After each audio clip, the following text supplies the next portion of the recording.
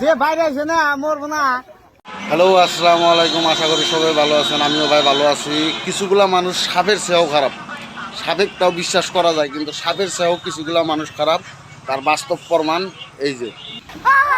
আরে শিয়ালটা কিভাবে বাইরে বাইরে মারতাছে রে ভাই, কি দুষ করছে এত করে ভাই। শিয়ালটা তো কোনো দুষ করে নাই ভাই। দেখ শিয়াল এমনি মরার জন্য কি করতেছে এত পানির মধ্যে, তুই তোরা ভাই এরকম দানব ভাই, এরকম করে শিয়ালটাকে বাইরে মারতাছে রে ভাই। তোর কি মনে দেওয়া নাই নাকি রে ভাই? তোরা বাঁচাবি, শিয়ালটাকে বাঁচাবি ভাই। তলে পানি উপরে তোরা ভাই, শিয়ালটা যাবো কোন জায়গায় ভাই? আজরাইলের চেয়েও দিই তোরা বেশি খারাপ ভাই।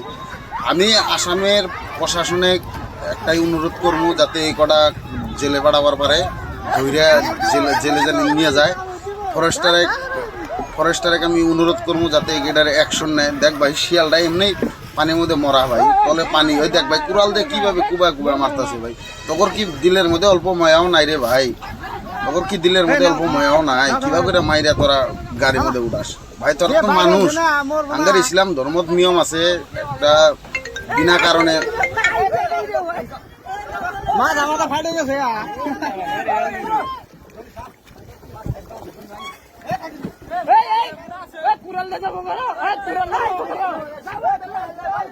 আর মনে ধরলাম না আইন্দা ফেন্দা ফিরিস গেতাছি।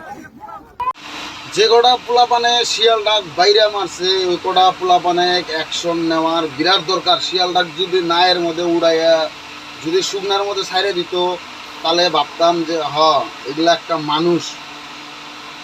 জীব হত্যা করা মহাপাপ। আমাদের ইসলাম ধর্ম বিনা কারণে একটা জীব মারবার নাকি না করছে। আমরা গাড়ি চলাই, আমরা একটা জানা সত্ত্বে আমরা একটা পোকা মারি না। তো এই কটা পোলাপানের, এটা আসামেরই ভিডিও, এই কটা পোলাপানের উচিত তদন্ত কইরা উচিত শাস্তি জানি পায়। আর আসামের মধ্যে এরকম যাতে হয় না।